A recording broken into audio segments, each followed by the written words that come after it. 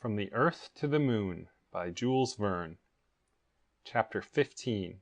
The Fête of the Casting.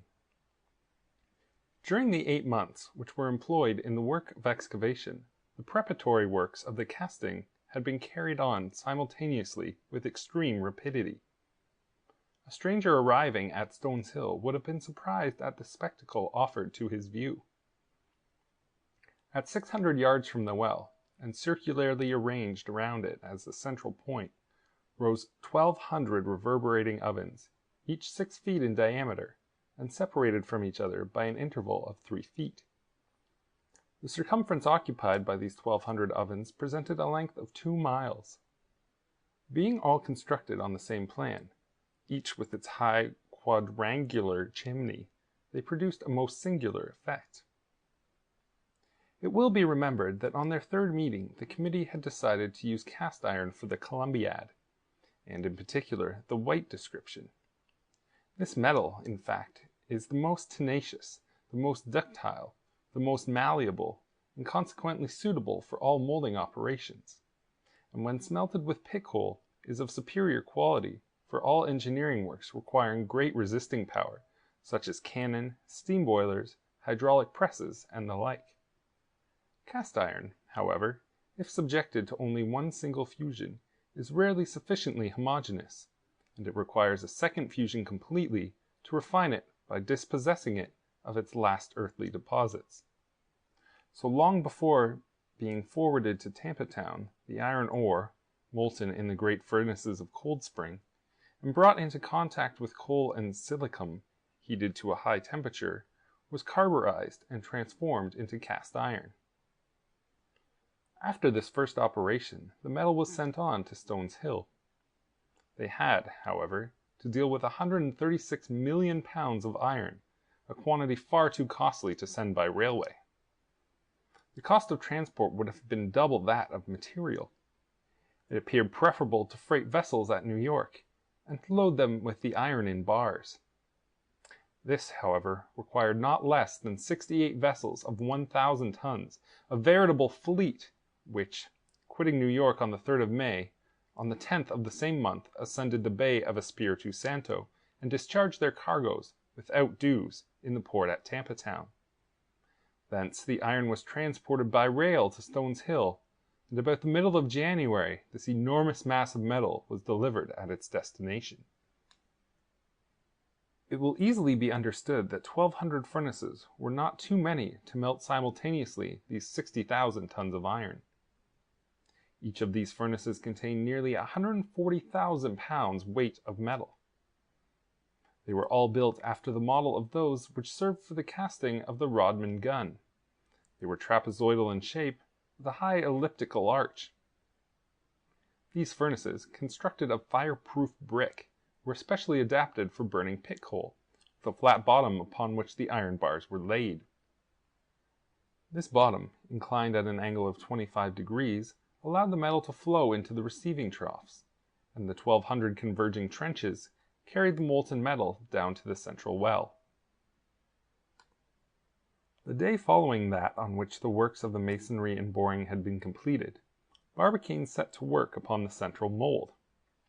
His object now was to raise within the center of the well, and with a coincident axis, a cylinder 900 feet high and 9 feet in diameter, which should exactly fill up the space reserved for the bore of the Columbiad. This cylinder was composed of a mixture of clay and sand, with the addition of a little hay and straw. The space left between the mold and the masonry was intended to be filled up by the molten metal, which would thus form the walls 6 feet in thickness. This cylinder, in order to maintain its equilibrium, had to be bound by iron bands, and firmly fixed at certain intervals by cross clamps fastened into the stone lining. After the castings, these would be buried in the block of metal, leaving no external projection. This operation was completed on the 8th of July, and the run of the metal was fixed for the following day. "This fête of the casting will be a grand ceremony," said J.T. Maston to his friend Barbicane. "Undoubtedly," said Barbicane, "but it will not be a public fête." "What? Will you not open the gates of the enclosure to all comers? I must be very careful, Maston. The casting of the Columbiad is an extremely delicate, not to say a dangerous operation, and I should prefer its being done privately. At the discharge of the projectile, a fete if you like. Till then, no. The President was right. The operation involved unforeseen dangers, which a great influx of spectators would have hindered him from averting. It was necessary to preserve complete freedom of movement. No one was admitted within the enclosure except a delegation of members of the gun club, who had made the voyage to Tampa Town. Among these was the brisk Bilsby, Tom Hunter, Colonel Blomsberry, Major Elphinstone, General Morgan, and the rest of the lot to whom the casting of the Columbiad was a matter of personal interest. J.T. Maston became their cicerone. He omitted no point of detail. He conducted them throughout the magazines, workshops, through the midst of the engines, and compelled them to visit the whole 1,200 furnaces one after the other. At the end of the 1,200th visit, they were pretty well knocked up. The casting was to take place at 12 o'clock precisely. The previous evening each furnace had been charged with 114,000 pounds weight of metal in bars disposed crossways to each other, so as to allow the hot air to circulate freely between them. At daybreak, the 1,200 chimneys vomited their torrents of flame into the air, and the ground was agitated with dull tremblings. As many pounds of metal as there were to cast, so many pounds of coal were there to burn. Thus, there were 68,000 tons of coal, which projected in the face of the sun a thick curtain of smoke. The heat soon became insupportable within the circle of the furnaces, the rumbling of which resembled the rolling of thunder. The powerful ventilators added their continuous blasts and saturated with oxygen the glowing plates. The operation, to be successful, required to be conducted with great rapidity. On a signal given by a cannon shot, each furnace was to give vent to the molten iron, and completely to empty itself. These arrangements made, foremen and workmen waited the preconcerted moment, with an impatience mingled with a certain amount of emotion. Not a soul remained within the enclosure. Each superintendent took his post by the aperture of the run. Barbicane and his colleagues, perched on a neighboring eminence, assisted at the operation. In front of them was a piece of artillery, ready to give fire on the signal from the engineer. Some minutes before midday, the first driblets of metal began to flow. The reservoirs filled little by little, and, by the time that the whole melting was completely accomplished, it was kept in abeyance for a few minutes in order to facilitate the separation of foreign substances. 12 o'clock struck. A gunshot suddenly pealed forth and shot its flame into the air. 1,200 melting troughs were simultaneously opened, and 1,200 fiery serpents crept toward the central well, unrolling their incandescent curves. There, down they plunged with a terrific noise into a depth of 900 feet. It was an exciting and a magnificent spectacle. The ground trembled, while these molten waves, launching into the sky their wreaths of smoke, evaporated the moisture of the mold and hurled it upward through the vent holes of the stone lining in the form of dense vapor clouds. These artificial clouds unrolled their thick spirals to a height of 1,000 yards into the air. A savage, wandering somewhere beyond the limits of the horizon, might have believed that some new crater was forming in the bosom of Florida, although there was neither any eruption, nor typhoon, nor storm, nor struggle of the elements, nor any of those terrible phenomena which nature is capable of producing. No, it was man alone who had produced these reddish vapors, these gigantic flames worthy of a volcano itself, these tremendous vibrations resembling the shock of an earthquake, these reverberations rivaling those of hurricanes and storms, and it was his hand which precipitated into an abyss, dug by himself, a whole Niagara of molten metal. End of chapter 15.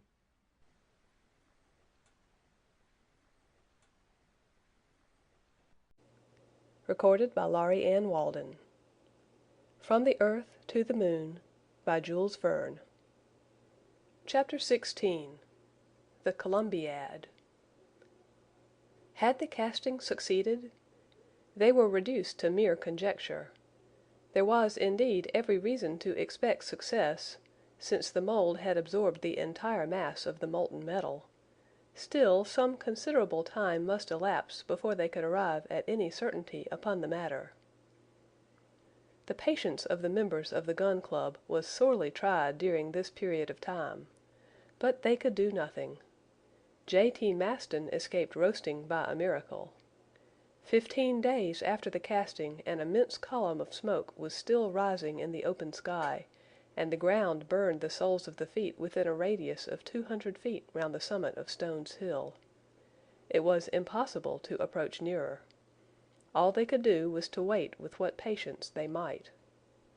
"Here we are at the 10th of August," exclaimed J.T. Maston one morning. "Only 4 months to the 1st of December. We shall never be ready in time." Barbicane said nothing, but his silence covered serious irritation. However, daily observations revealed a certain change going on in the state of the ground. About the 15th of August the vapors ejected had sensibly diminished in intensity and thickness. Some days afterward the earth exhaled only a slight puff of smoke, the last breath of the monster enclosed within its circle of stone. Little by little the belt of heat contracted, until on the 22nd of August, Barbicane, his colleagues, and the engineer were enabled to set foot on the iron sheet which lay level upon the summit of Stones Hill. "At last!" exclaimed the president of the Gun Club, with an immense sigh of relief. The work was resumed the same day. They proceeded at once to extract the interior mold for the purpose of clearing out the boring of the piece. Pickaxes and boring irons were set to work without intermission. The clayey and sandy soils had acquired extreme hardness under the action of the heat, but by the aid of the machines, the rubbish on being dug out was rapidly carted away on railway wagons, and such was the ardor of the work, so persuasive the arguments of Barbicane's dollars, that by the 3rd of September all traces of the mold had entirely disappeared. Immediately the operation of boring was commenced, and by the aid of powerful machines, a few weeks later, the inner surface of the immense tube had been rendered perfectly cylindrical, and the bore of the piece had acquired a thorough polish. At length, on the 22nd of September, less than a 12-month after Barbicane's original proposition, the enormous weapon, accurately bored, and exactly vertically pointed, was ready for work. There was only the moon now to wait for, and they were pretty sure that she would not fail in the rendezvous. The ecstasy of J.T. Maston knew no bounds, and he narrowly escaped a frightful fall while staring down the tube. But for the strong hand of Colonel Bloomsbury, the worthy secretary, like a modern Erostratus, would have found his death in the depths of the Columbiad. The cannon was then finished. There was no possible doubt as to its perfect completion. So, on the 6th of October, Captain Nicholl opened an account between himself and President Barbicane, in which he debited himself to the latter in the sum of $2,000. One may believe that the captain's wrath was increased to its highest point, and must have made him seriously ill. However, he had still 3 bets of $3,000, $4,000, and $5,000 respectively, and if he gained 2 out of these his position would not be very bad. But the money question did not enter into his calculations. It was the success of his rival in casting a cannon against which iron plates 60 feet thick would have been ineffectual, that dealt him a terrible blow. After the 23rd of September, the enclosure of Stones Hill was thrown open to the public, and it will be easily imagined what was the concourse of visitors to this spot. There was an incessant flow of people to and from Tampa Town and the place, which resembled a procession, or rather, in fact, a pilgrimage. It was already clear to be seen that, on the day of the experiment itself, the aggregate of spectators would be counted by millions, for they were already arriving from all parts of the earth upon this narrow strip of promontory. Europe was immigrating to America. Up to that time, however, it must be confessed, The curiosity of the numerous comers was but scantily gratified. Most had counted upon witnessing the spectacle of the casting, and they were treated to nothing but smoke. This was sorry food for hungry eyes, but Barbicane would admit no one to that operation. Then ensued grumbling, discontent, murmurs.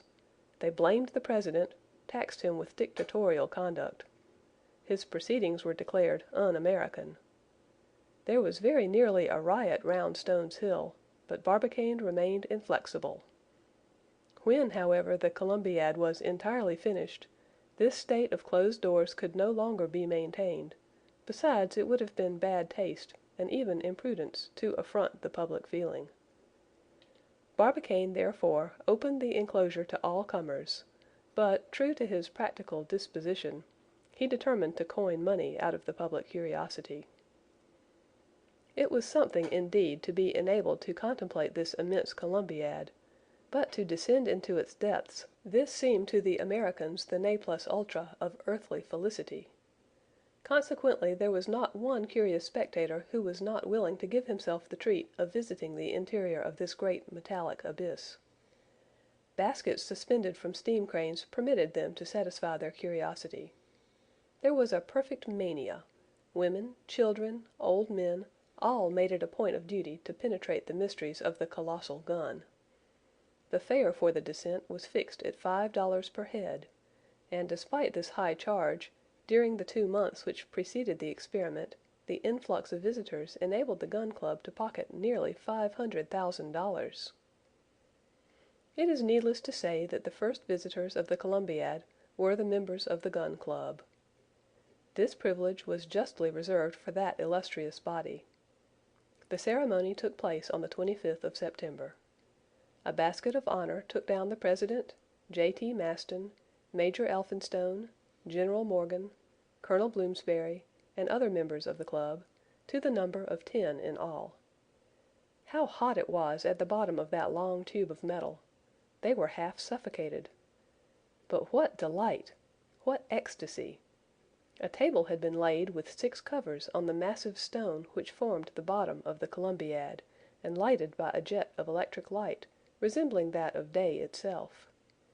Numerous exquisite dishes, which seemed to descend from heaven, were placed successively before the guests, and the richest wines of France flowed in profusion during this splendid repast, served 900 feet beneath the surface of the earth.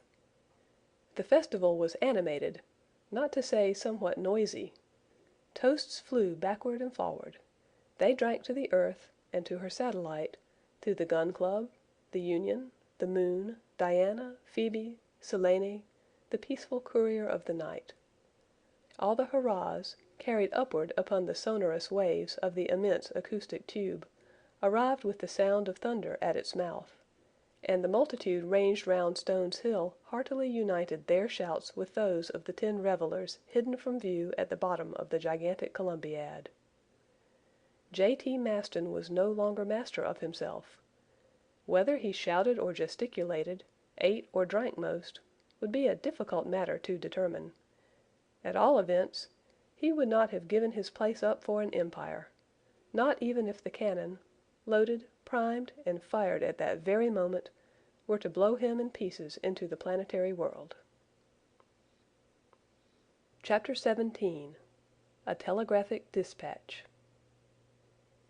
The great works undertaken by the Gun Club had now virtually come to an end, and 2 months still remained before the day for the discharge of the shot to the moon. To the general impatience these 2 months appeared as long as years. Hitherto the smallest details of the operation had been daily chronicled by the journals, which the public devoured with eager eyes. Just at this moment a circumstance, the most unexpected, the most extraordinary and incredible, occurred to rouse afresh their panting spirits, and to throw every mind into a state of the most violent excitement. One day, the 30th of September, at 3:47 p.m., a telegram, transmitted by cable from Valentia, Ireland, to Newfoundland and the American mainland, arrived at the address of President Barbicane. The President tore open the envelope, read the dispatch, and, despite his remarkable powers of self-control, his lips turned pale and his eyes grew dim on reading the 20 words of this telegram. Here is the text of the dispatch, which figures now in the archives of the Gun Club: France, Paris, 30 September, 4 a.m. Barbicane, Tampa Town, Florida, United States. Substitute for your spherical shell a cylindro-conical projectile. I shall go inside. Shall arrive by steamer Atlanta. Michel Ardan. End of chapter 17.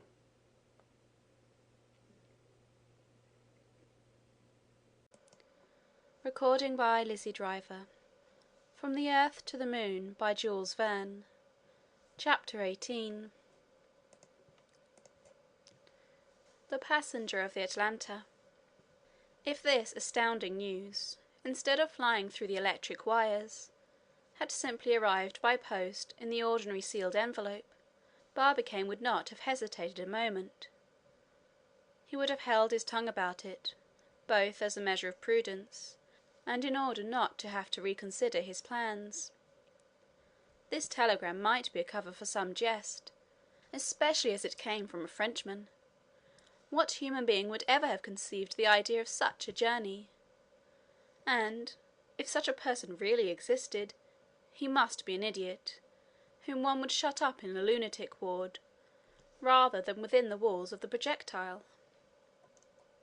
The contents of the dispatch, however, speedily became known, for the telegraphic officials possessed but little discretion, and Michel Ardan's proposition ran at once throughout the several states of the Union.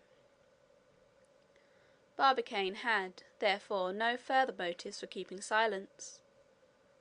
Consequently, he called together such of his colleagues as were at the moment in Tampa Town, and without any expression of his own opinions, simply read to them the laconic text itself.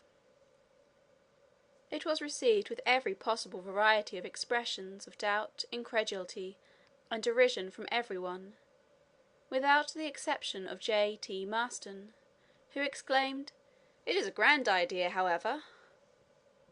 When Barbicane originally proposed to send a shot to the moon, every one looked upon the enterprise as simple and practicable enough, a mere question of gunnery. But when a person, professing to be a reasonable being, offered to take passage within the projectile, the whole thing became a farce, or, in plainer language, a humbug. One question, however, remained: did such a being exist? This telegram, flashed across the depths of the Atlantic, the designation of the vessel on board which he was to take his passage, the date assigned for his speedy arrival, all combined to impart a certain character of reality to the proposal. They must get some clearer notion of the matter. Scattered groups of inquirers at length condensed themselves into a compact crowd, which made straight for the residence of President Barbicane. That worthy individual was keeping quiet with the intention of watching events as they arose, but he had forgotten to take into account the public impatience, and it was with no pleasant countenance that he watched the population of Tampa Town gathering under his windows. The murmurs and vociferations below presently obliged him to appear. He came forward, therefore, and, on silence being procured, a citizen put point-blank to him the following question: "Is the person mentioned in the telegram under the name of Michel Ardan on his way here? Yes or no?" "Gentlemen," replied Barbicane, "I know no more than you do." "We must know," roared the impatient voices. "Time will show," calmly replied the president. "Time has no business to keep the whole country in suspense," replied the orator. "Have you altered the plans of the projectile according to the request of the telegram?" "Not yet, gentlemen, but you are right. We must have better information to go by. The telegraph must complete its information." "To the telegraph!" roared the crowd. Barbicane descended, and heading the immense assemblage, led the way to the telegraph office. A few minutes later a telegram was dispatched to the Secretary of the Underwaters at Liverpool, requesting answers to the following queries. About the ship Atlanta. When did she leave Europe? Had she on board a Frenchman named Michel Ardan? 2 hours afterwards Barbicane received information too exact to leave room for the smallest remaining doubt. The steamer Atlanta from Liverpool put to sea on the 2nd of October, bound for Tampa Town, having on board a Frenchman borne on the list of passengers by the name of Michel Ardan. That very evening he wrote to the house of Breadwill and Co., requesting them to suspend the casting of the projectile until the receipt of further orders. On the 10th of October, at 9 a.m., the semaphores of the Bahama Canal signalled a thick smoke on the horizon. 2 hours later, a large steamer exchanged signals with them. The name of the Atlanta flew at once over Tampa Town. At 4 o'clock, the English vessel entered the Bay of Espiritu Santo. At 5 it crossed the passage of Hillsborough Bay at full steam. At 6 she cast anchor at Port Tampa. The anchor had scarcely caught the sandy bottom, when 500 boats surrounded the Atlanta, and the steamer was taken by assault. Barbicane was the first to set foot on deck, and in a voice of which he vainly tried to conceal the emotion, called "Michel Ardan." "Here," replied an individual perched on the poop. Barbicane, with arms crossed, looked fixedly at the passenger of the Atlanta. He was a man of about 42 years of age, of large build, but slightly round-shouldered.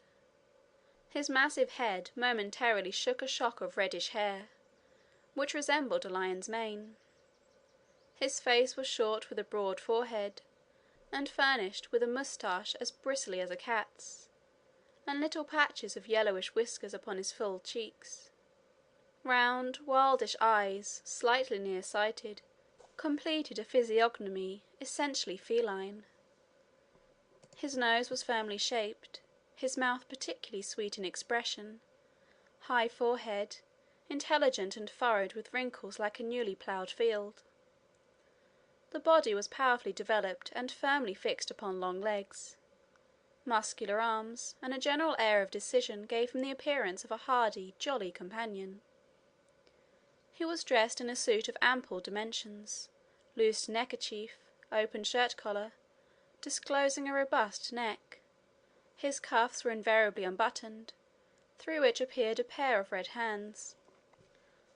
On the bridge of the steamer, in the midst of the crowd, he bustled to and fro, never still for a moment, dragging his anchors, as the sailors say, gesticulating, making free with everybody, biting his nails with nervous avidity.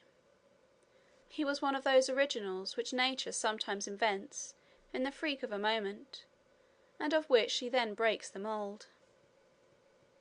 Among other peculiarities, this curiosity gave himself out for a sublime ignoramus, like Shakespeare, and professed supreme contempt for all scientific men. Those fellows, as he called them, are only fit to mark the points while we play the game.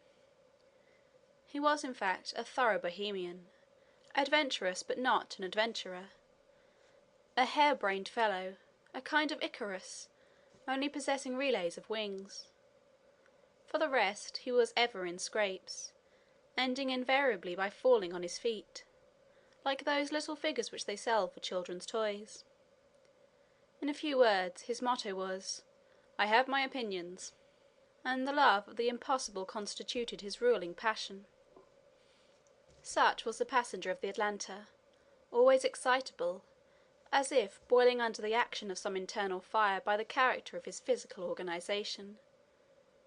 If ever two individuals offered a striking contrast to each other, these were certainly Michel Ardan and the Yankee Barbicane, both, moreover, being equally enterprising and daring, each in his own way. The scrutiny which the president of the Gun Club had instituted regarding this new rival was quickly interrupted by the shouts and hurrahs of the crowd. The cries became at last so uproarious, and the popular enthusiasm assumed so personal a form, that Michel Ardan, after having shaken hands some thousands of times, at the imminent risk of leaving his fingers behind him, was fain at last to make a bolt for his cabin. Barbicane followed him without uttering a word. "You are Barbicane, I suppose?" said Michel Ardan, in a tone of voice in which he would have addressed a friend of 20 years' standing. "Yes," replied the president of the Gun Club. "All right. How do you do, Barbicane? How are you getting on? Pretty well, that's right." "So," said Barbicane, without further preliminary, "you are quite determined to go?" "Quite decided." "Nothing will stop you?" "Nothing. Have you modified your projectile according to my telegram?" "I have waited for your arrival, but," asked Barbicane again, "have you carefully reflected?" "Reflected? Have I any time to spare? I find an opportunity of making a tour in the moon, and I mean to profit by it. There is the whole gist of the matter." Barbicane looked hard at this man who spoke so lightly of his project, with such complete absence of anxiety. "But at least," said he, "you have some plans, some means of carrying your project into execution?" "Excellent, my dear Barbicane. Only permit me to offer one remark. My wish is to tell my story once and for all to everybody, and then have done with it. Then there will be no need for recapitulation. So, if you have no objection, assemble your friends, colleagues, the whole town, all of Florida, all America if you like, and tomorrow I shall be ready to explain my plans and answer any objections whatever that may be advanced. You may rest assured I shall wait without stirring. Will that suit you?"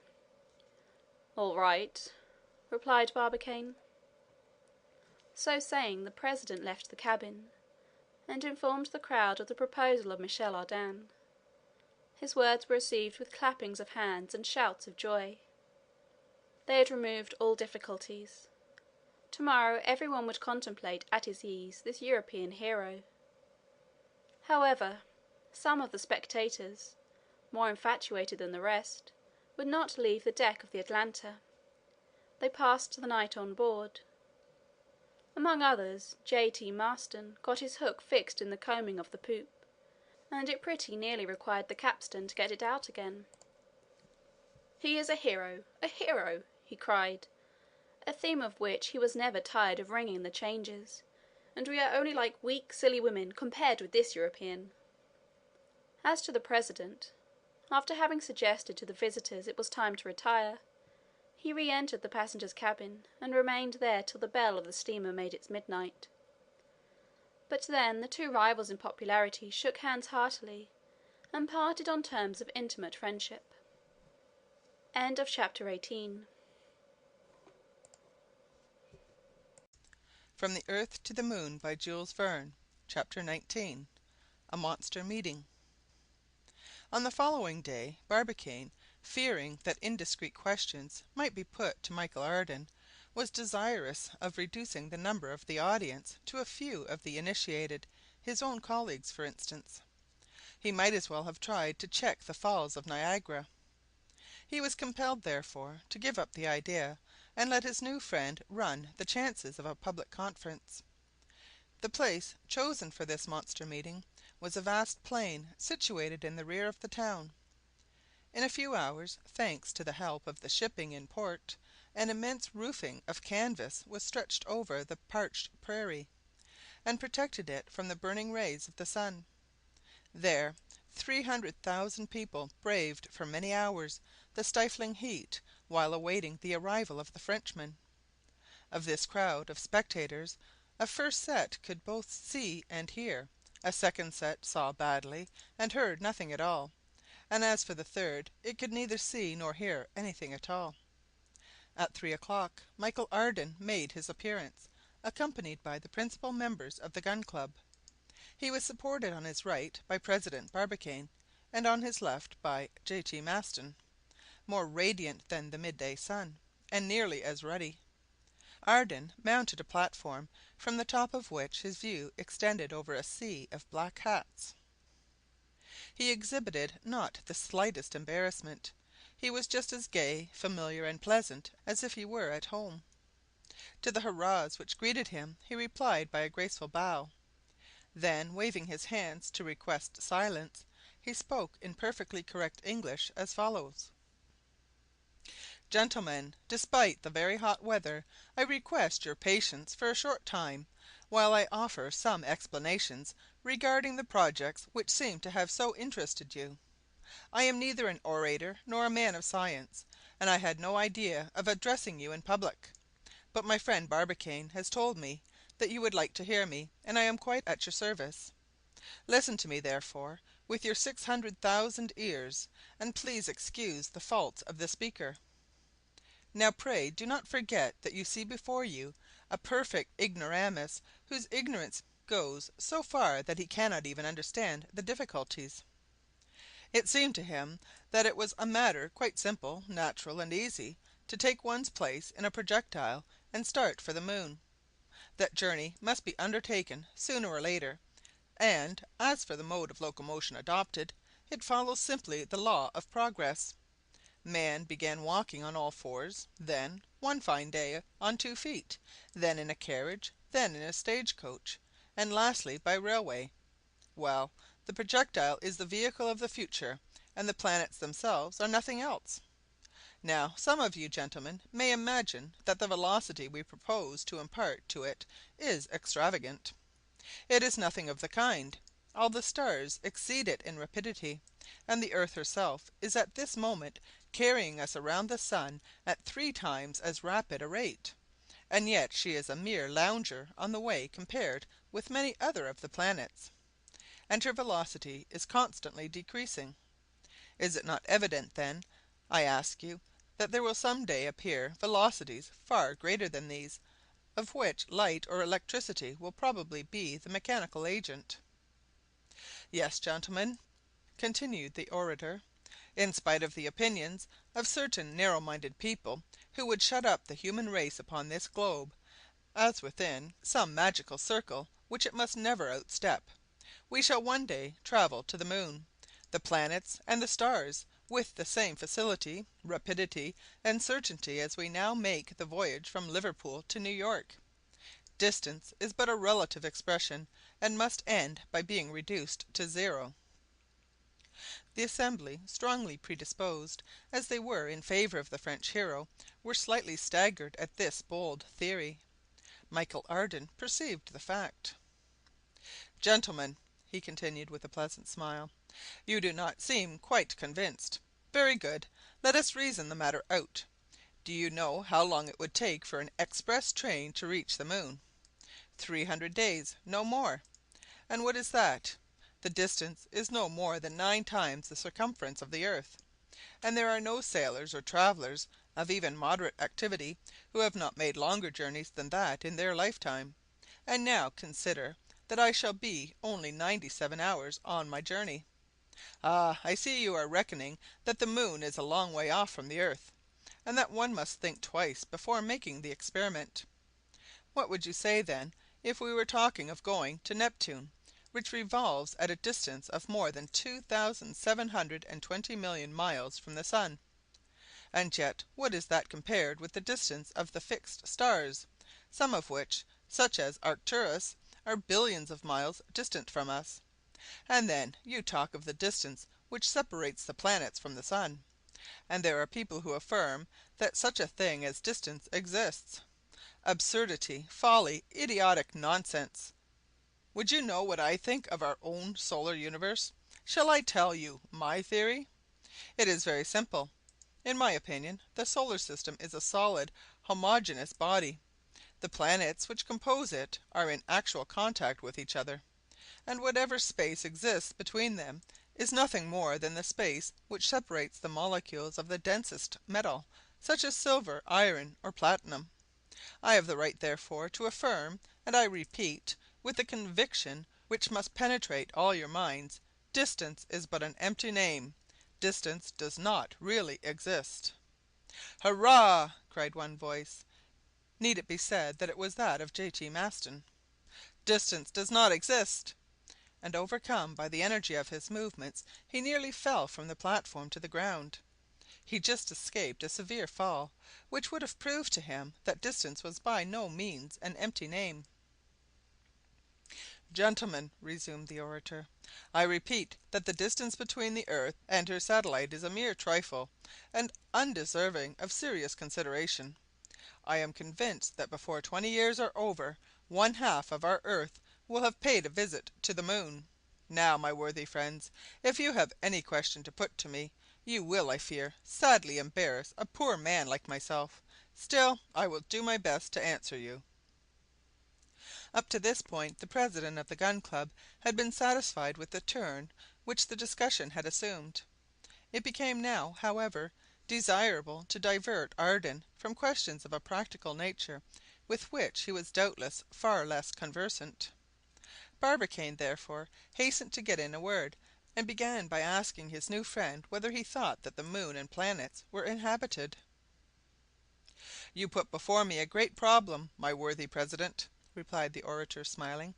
"Still, men of great intelligence, such as Plutarch, Swedenborg, Bernardin de Saint Pierre, and others have, if I mistake not, pronounced in the affirmative, looking at the question from the natural philosopher's point of view.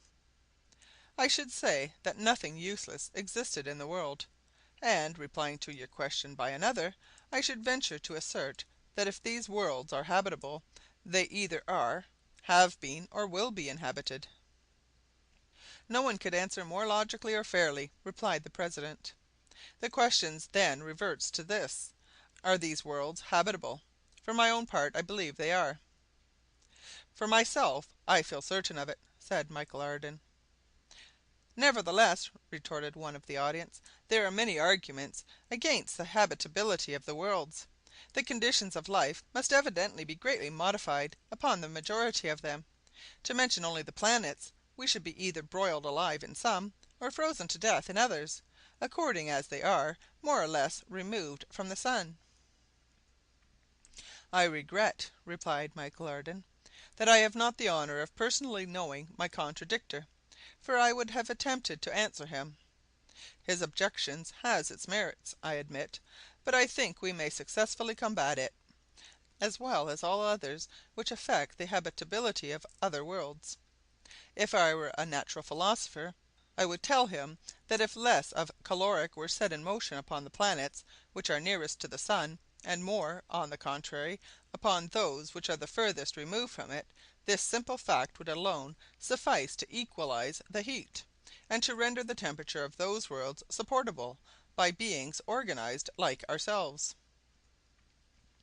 If I were a naturalist, I would tell him that, according to some illustrious men of science, nature has furnished us with instances upon the earth of animals existing under very varying conditions of life; that fish respire in a medium fatal to other animals; that amphibious creatures possess a double existence very difficult of explanation; that certain denizens of the seas maintain life at enormous depths, and there support a pressure equal to that of 50 or 60 atmospheres without being crushed; that several aquatic insects, insensible to temperature, are met with equally among boiling springs and in the frozen plains of the Polar Sea. In fine, we cannot help recognizing in nature a diversity of means of operation oftentimes incomprehensible, but not the less real. If I were a chemist, I would tell him that the aerolites, bodies evidently formed exteriorly of our terrestrial globe, have, upon analysis, revealed indisputable traces of carbon, a substance which owes its origin solely to organized beings, and which, according to the experiments of Reichenbach, must necessarily itself have been endued with animation. And lastly, were I a theologian, I would tell him that the scheme of the divine redemption, according to St. Paul, seems to be applicable, not merely to the earth, but to all the celestial worlds. But unfortunately I am neither theologian, nor chemist, nor naturalist, nor philosopher. Therefore, in my absolute ignorance of the great laws which govern the universe, I confine myself to saying in reply, I do not know whether the worlds are inhabited or not, and since I do not know, I am going to see."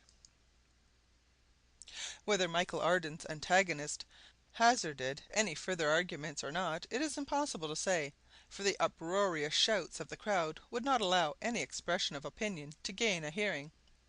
On silence being restored, the triumphant orator contented himself with adding the following remarks: "Gentlemen, you will observe that I have but slightly touched upon this great question.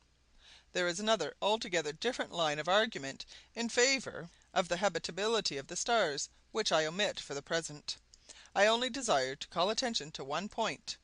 To those who maintain that the planets are not inhabited, one may reply, you might be perfectly in the right, if you could only show that the earth is the best possible world, in spite of what Voltaire has said.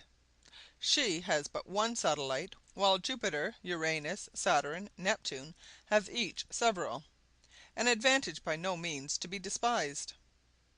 But that which renders our own globe so uncomfortable is the inclination of its axis to the plane of its orbit. Hence the inequality of days and nights, hence the disagreeable diversity of the seasons. On the surface of our unhappy spheroid we are always either too hot or too cold. We are frozen in winter, broiled in summer. It is the planet of rheumatism, coughs, bronchitis, while on the surface of Jupiter, for example, where the axis is but slightly inclined, the inhabitants may enjoy uniform temperatures. It possesses zones of perpetual springs, summers, autumns, and winters. Every Jovian may choose for himself what climate he likes, and there spend the whole of his life in security from all variations of temperature. You will, I am sure, readily admit this superiority of Jupiter over our own planet, to say nothing of his years, which equal 12 of ours. Under such auspices and such marvellous conditions of existence, it appears to me that the inhabitants of so fortunate a world must be in every respect superior to ourselves. All we require, in order to attain such perfection, is the mere trifle of having an axis of rotation less inclined to the plane of its orbit." "Hurrah!" roared an energetic voice. "Let us unite our efforts, invent the necessary machines, and rectify the earth's axis." A thunder of applause followed this proposal, the author of which, of course, was no other than J.T. Maston. And in all probability, if the truth must be told, if the Yankees could have only found a point of application for it, they would have constructed a lever capable of raising the earth and rectifying its axis. It was just this deficiency which baffled these daring mechanicians. End of chapter 19. Recording by Meredith Hughes, Cambridge, Massachusetts. From the Earth to the Moon by Jules Verne. Chapter 20. Attack and Riposte. As soon as the excitement had subsided, the following words were heard uttered in a strong and determined voice. Now that the speaker has favored us with so much imagination, would he be so good as to return to his subject and give us a little practical view of the question? All eyes were directed towards the person who spoke. He was a little dried-up man, of an active figure, with an American goatee beard. Profiting by the different movements in the crowd, he had managed by degrees to gain the front row of spectators. There, with arms crossed and stern gaze, he watched the hero of the meeting. After having put his question, he remained silent, and appeared to take no notice of the thousands of looks directed toward himself, nor of the murmur of disapprobation excited by his words. Meeting at first with no reply, he repeated his question with marked emphasis, adding, "We are here to talk about the moon, and not about the earth." "You are right, sir," replied Michel Ardan. "The discussion has become irregular. We will return to the moon." "Sir," said the unknown, "you pretend that our satellite is inhabited. Very good, but if Selenites do exist, that race of beings assuredly must live without breathing, for, I warn you for your own sake, there is not the smallest particle of air on the surface of the moon." At this remark, Ardan pushed up his shock of red hair. He saw that he was on the point of being involved in a struggle with this person upon the very gist of the whole question. He looked sternly at him in his turn, and said, "Oh, so there is no air in the moon?"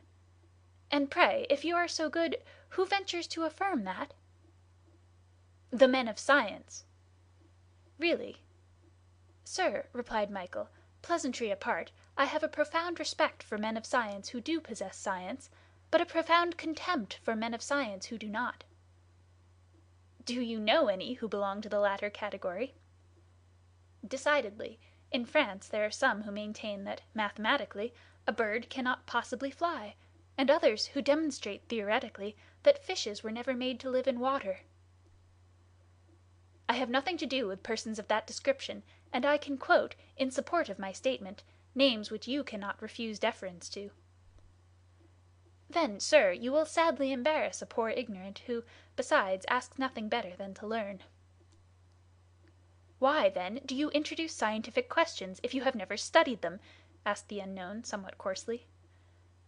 "For the reason that 'he is always brave who never suspects danger.' I know nothing, it is true, but it is precisely my very weakness which constitutes my strength." "Your weakness amounts to folly," retorted the unknown in a passion. "All the better," replied our Frenchman, "if it carries me up to the moon." Barbicane and his colleagues devoured with their eyes the intruder who had so boldly placed himself in antagonism to their enterprise. Nobody knew him, and the president, uneasy as to the result of so free a discussion, watched his new friend with some anxiety. The meeting began to be somewhat fidgety also, for the contest directed their attention to the dangers, if not the actual impossibilities, of the proposed expedition.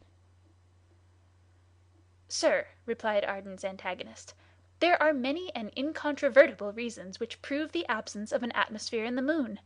I might say that a priori if one ever did exist it must have been absorbed by the earth. But I prefer to bring forward indisputable facts." "Bring them forward, then, sir, as many as you please." "You know," said the stranger, "that when any luminous rays cross a medium such as the air, they are deflected out of the straight line; in other words, they undergo refraction. Well, when stars are occulted by the moon, their rays, on grazing the edge of her disk, exhibit not the least deviation, nor offer the slightest indication of refraction. It follows, therefore, that the moon cannot be surrounded by an atmosphere." "In point of fact," replied Ardan, "this is your chief, if not your only argument, and a really scientific man might be puzzled to answer it. For myself, I will simply say that it is defective, because it assumes that the angular diameter of the moon has been completely determined, which is not the case. But let us proceed. Tell me, my dear sir, do you admit the existence of volcanoes on the moon's surface?" "Extinct, yes; in activity, no." "These volcanoes, however, were at one time in a state of activity?" "True; but, as they furnish themselves the oxygen necessary for combustion, the mere fact of their eruption does not prove the presence of an atmosphere." "Proceed again, then, and let us set aside this class of arguments in order to come to direct observations. In 1715, the astronomers Louville and Halley, watching the eclipse of the 3rd of May, remarked some very extraordinary scintillations. These jets of light, rapid in nature and of frequent recurrence, they attributed to thunderstorms generated in the lunar atmosphere." "In 1715," replied the unknown, "the astronomers Louville and Halley mistook for lunar phenomena some which were purely terrestrial, such as meteoric or other bodies which are generated in our own atmosphere. This was the scientific explanation at the time of the facts, and that is my answer now." "On again, then," replied Ardan. "Herschel, in 1718, observed a great number of luminous points on the moon's surface, did he not?" "Yes, but without offering any solution of them. Herschel himself never inferred from them the necessity of a lunar atmosphere. And I may add that Baer and Medler, two great authorities upon the moon, are quite agreed as to the entire absence of air upon its surface." A movement was here manifest among the assemblage, who appeared to be growing excited by the arguments of this singular personage. "Let us proceed," replied Ardan with perfect coolness, "and come to one important fact. A skillful French astronomer, M. Laussedat, in watching the eclipse of July 18th, 1860, proved that the horns of the lunar crescent were rounded and truncated." Now, this appearance could only have been produced by a deviation of the solar rays in traversing the atmosphere of the moon. There is no other possible explanation of the facts." "But this is established as a fact?" "Absolutely certain." A counter-movement here took place in favor of the hero of the meeting, whose opponent was now reduced to silence. Arden resumed the conversation, and without exhibiting any exultation at the advantage he had gained, simply said, "You see then, my dear sir, we must not pronounce with absolute positiveness against the existence of an atmosphere in the moon. That atmosphere is, probably, of extreme rarity; nevertheless, at the present day, science generally admits that it exists." "Not in the mountains, at all events," returned the unknown, unwilling to give in. "No, but at the bottom of valleys, and not exceeding a few hundred feet in height." "In any case, you will do well to take every precaution, for the air will be terribly rarefied." "My good sir, there will always be enough for a solitary individual. Besides, once arrived up there, I shall do my best to economize, and not to breathe except on grand occasions." A tremendous roar of laughter rang in the ears of the mysterious interlocutor, who glared fiercely round upon the assembly. "Then," continued Arden with a careless air, "since we are in accord regarding the presence of a certain atmosphere, we are forced to admit the presence of a certain quantity of water. This is a happy consequence for me. Moreover, my amiable contradictor, permit me to submit to you one further observation. We only know one side of the moon's disk, and if there is but little air on the face presented to us, it is possible that there is plenty on the one turned away from us." "And for what reason?" "Because the moon, under the action of the earth's attraction, has assumed the form of an egg, which we look at from the smaller end. Hence it follows, by Hausen's calculations, that its center of gravity is situated in the other hemisphere. Hence it results that the great mass of air and water must have been drawn away to the other face of our satellite during the first days of its creation." "Pure fancies!" cried the unknown. "No, pure theories, which are based upon the laws of mechanics, and it seems difficult to me to refute them.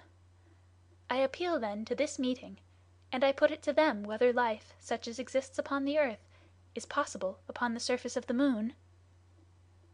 300,000 auditors at once applauded the proposition. Arden's opponent tried to get in another word, but he could not obtain a hearing. Cries and menaces fell upon him like hail. "Enough! Enough!" cried some.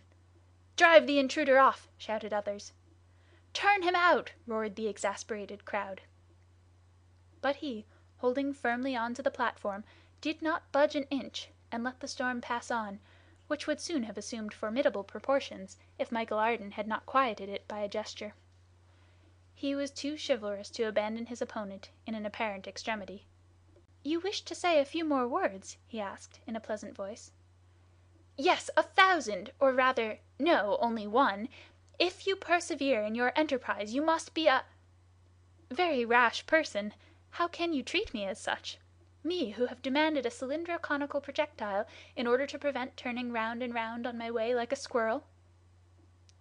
"But, unhappy man, the dreadful recoil will smash you to pieces at your starting."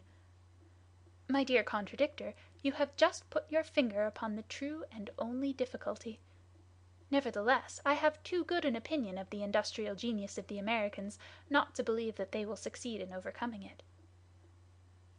"But the heat developed by the rapidity of the projectile in crossing the strata of air?" "Oh, the walls are thick, and I shall soon have crossed the atmosphere." "But victuals and water?" "I have calculated for a 12-month supply, and I shall be only 4 days on the journey." "But for air to breathe on the road?" "I shall make it by a chemical process." "But your fall on the moon, supposing you ever reach it?" "It will be 6 times less dangerous than a sudden fall upon the earth, because the weight will be only 1/6 as great on the surface of the moon." "Still, it will be enough to smash you like glass."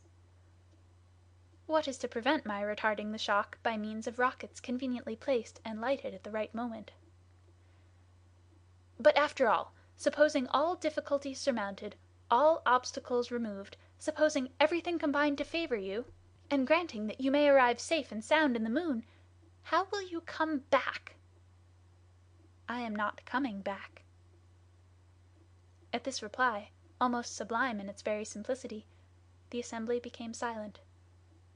But its silence was more eloquent than could have been its cries of enthusiasm. The unknown profited by the opportunity, and once more protested. "You will inevitably kill yourself," he cried, "and your death will be that of a madman, useless even to science." "Go on, my dear unknown, for truly your prophecies are most agreeable." "It really is too much!" cried Michel Ardan's adversary. "I do not know why I should continue so frivolous a discussion. Please yourself about this insane expedition. We need not trouble ourselves about you." "Pray don't stand upon ceremony." "No, another person is responsible for your act." "Who, may I ask?" demanded Michel Ardan in an imperious tone. "The ignoramus who organized this equally absurd and impossible experiment." The attack was direct. Barbicane, ever since the interference of the unknown, had been making fearful efforts of self-control. Now, however, seeing himself directly attacked, he could restrain himself no longer. He rose suddenly, and was rushing upon the enemy who thus braved him to the face, when all at once he found himself separated from him. The platform was lifted by 100 strong arms, and the president of the Gun Club shared with Michel Ardan triumphal honors. The shield was heavy, but the bearers came in continuous relays, disputing, struggling, even fighting among themselves in their eagerness to lend their shoulders to this demonstration. But the unknown had not profited by the tumult to quit his post. Besides, he could not have done, in the midst of that compact crowd. There he held on in the front row with crossed arms, glaring at President Barbicane. The shouts of the immense crowd continued at their highest pitch throughout this triumphant march. Michel Ardan took it all with evident pleasure. His face gleamed with delight.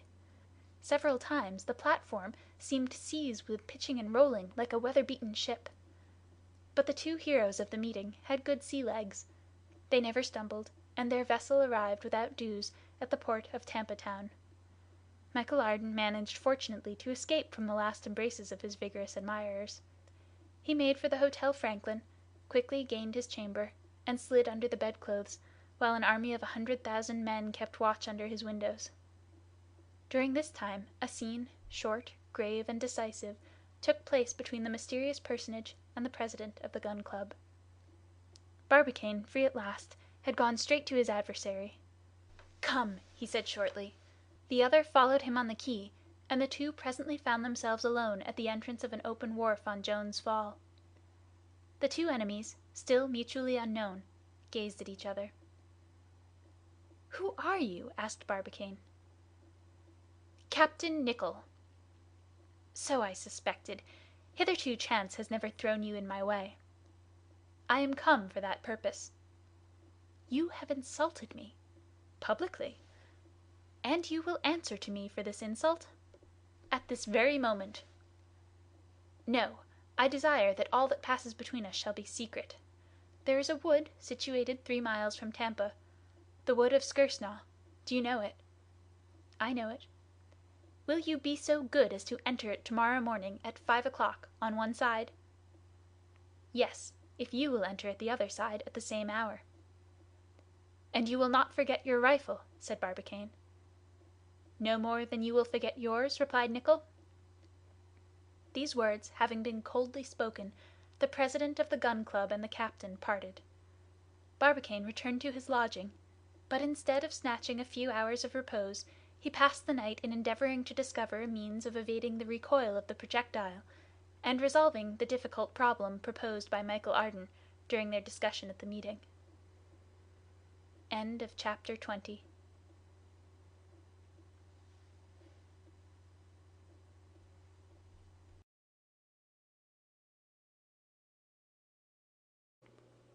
Recorded by Laurie Ann Walden.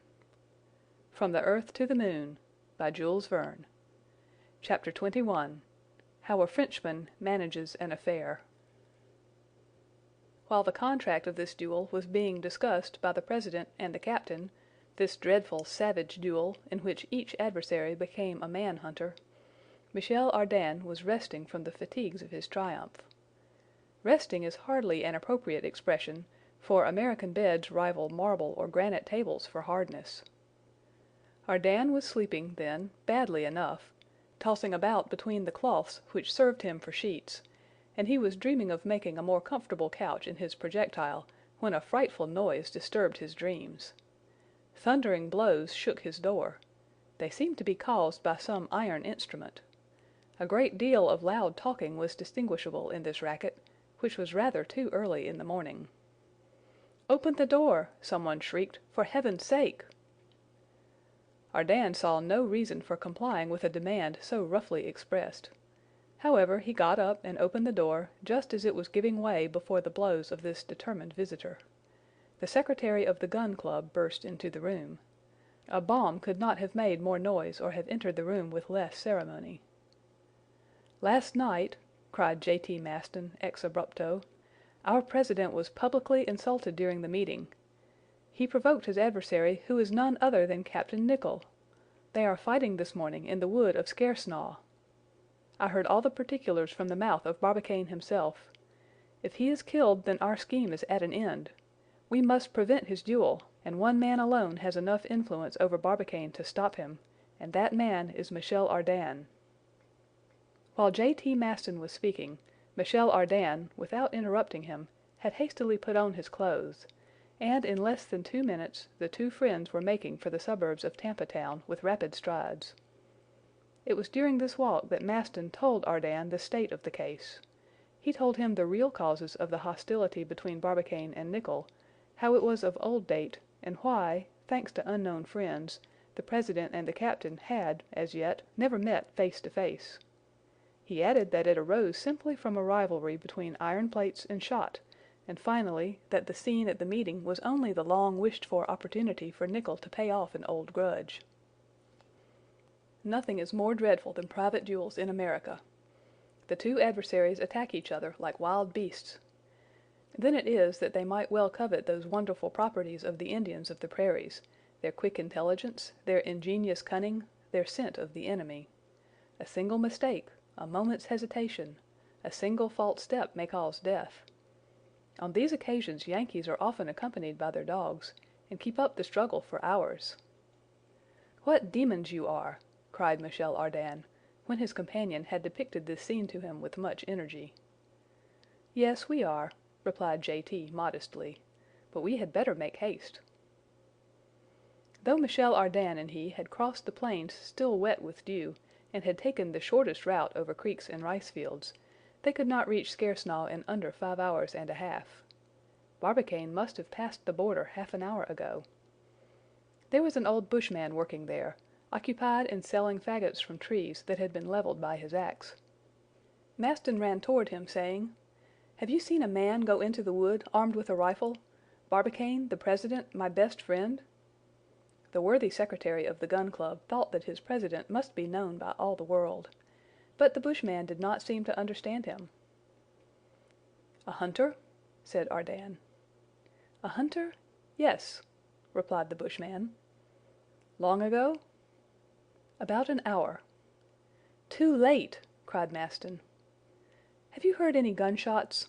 asked Ardan. "No." "Not one?" "Not one. That hunter did not look as if he knew how to hunt." "What is to be done?" said Maston.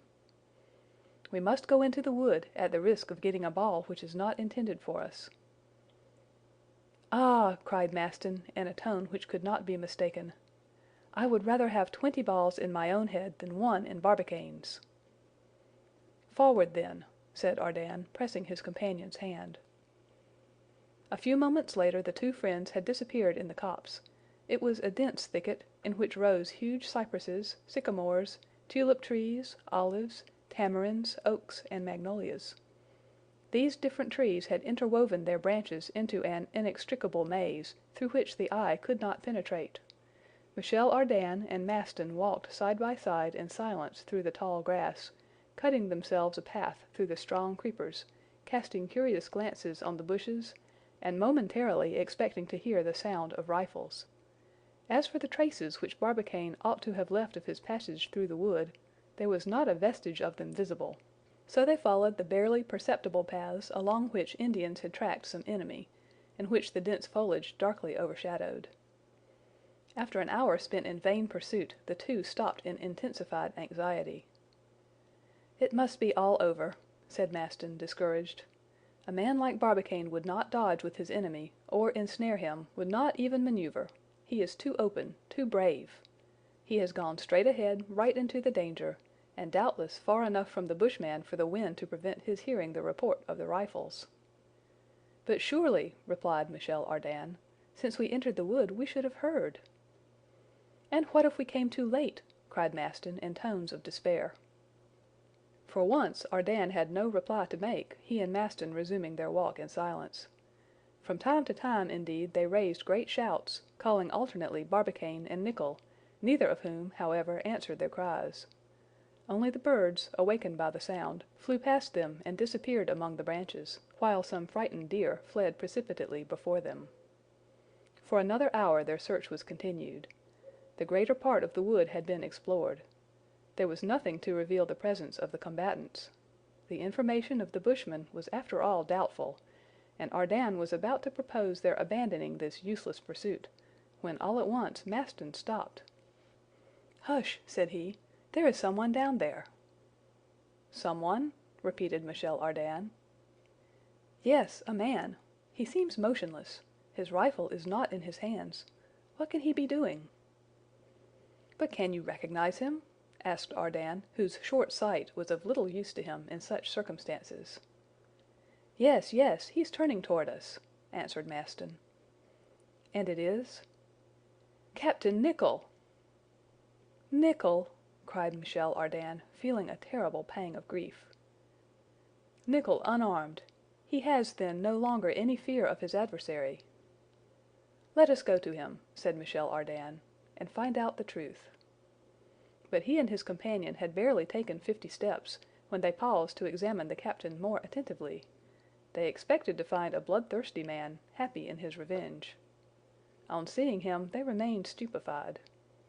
A net, composed of very fine meshes, hung between two enormous tulip trees, and in the midst of this snare, with its wings entangled, was a poor little bird, uttering pitiful cries, while it vainly struggled to escape. The bird-catcher who had laid this snare was no human being, but a venomous spider, peculiar to that country, as large as a pigeon's egg, and armed with enormous claws. The hideous creature, instead of rushing on its prey, had beaten a sudden retreat and taken refuge in the upper branches of the tulip tree, for a formidable enemy menaced its stronghold. Here, then, was Nicholl, his gun on the ground, forgetful of danger, trying if possible to save the victim from its cobweb prison. At last it was accomplished, and the little bird flew joyfully away and disappeared. Nicholl lovingly watched its flight, when he heard these words pronounced by a voice full of emotion. "You are indeed a brave man!" He turned. Michel Ardan was before him, repeating in a different tone, "And a kind-hearted one." "Michel Ardan!" cried the captain, "why are you here?" "To press your hand, Nicholl, and to prevent you from either killing Barbicane or being killed by him." "Barbicane!" returned the captain. "I have been looking for him for the last 2 hours in vain. Where is he hiding?" "Nicholl," said Michel Ardan, "this is not courteous. We ought always to treat an adversary with respect. Rest assured if Barbicane is still alive, we shall find him all the more easily, because if he has not, like you, been amusing himself with freeing oppressed birds, he must be looking for you.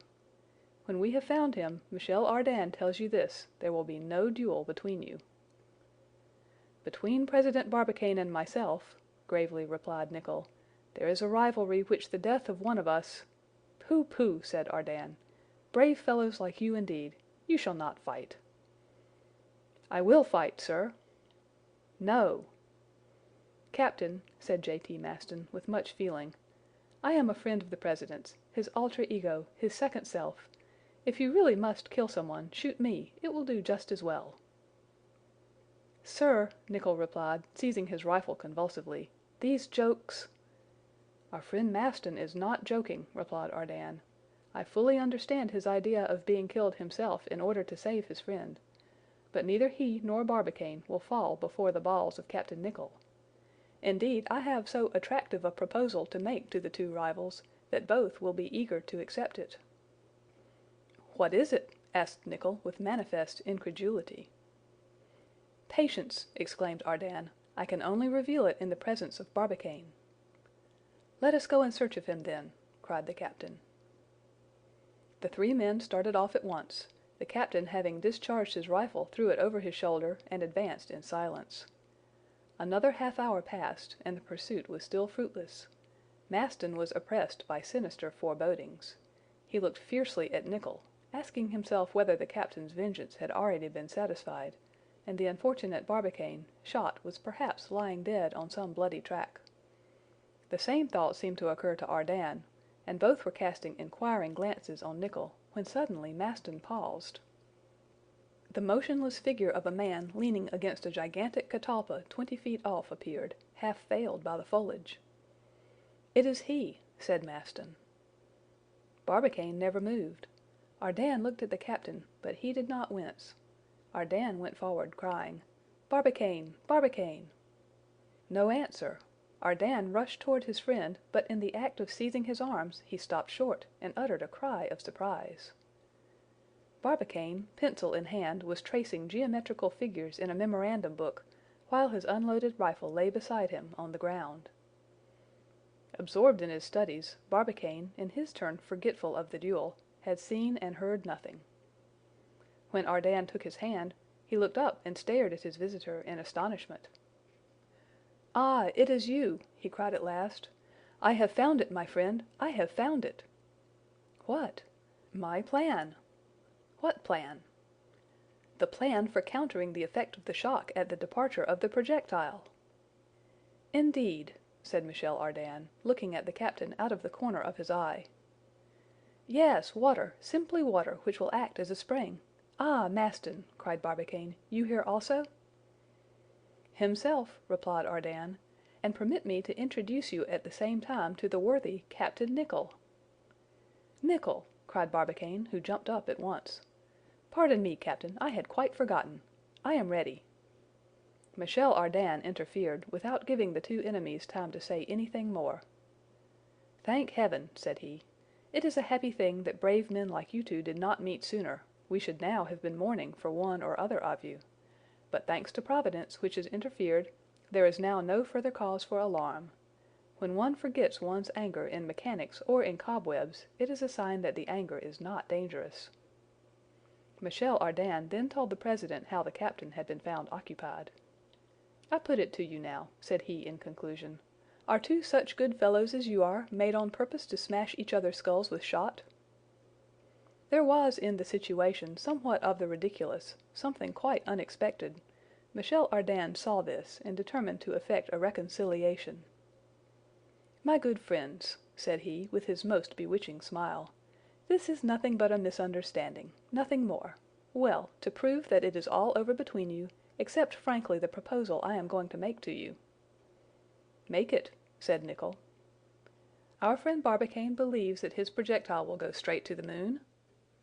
"Yes, certainly," replied the president. "And our friend Nicholl is persuaded it will fall back upon the earth?" "I am certain of it," cried the captain. "Good!" said Ardan. "I cannot pretend to make you agree, but I suggest this: go with me, and so see whether we are stopped on our journey." "What?" exclaimed J.T. Maston, stupefied. The two rivals, on this sudden proposal, looked steadily at each other. Barbicane waited for the captain's answer. Nicholl watched for the decision of the president. "Well," said Michel, "there is now no fear of the shock." "Done!" cried Barbicane. But quickly as he pronounced the word, he was not before Nicholl. "Hurrah! Bravo! Hip, hip, hurrah!" cried Michel, giving a hand to each of the late adversaries. "Now that it is all settled, my friends, allow me to treat you after French fashion.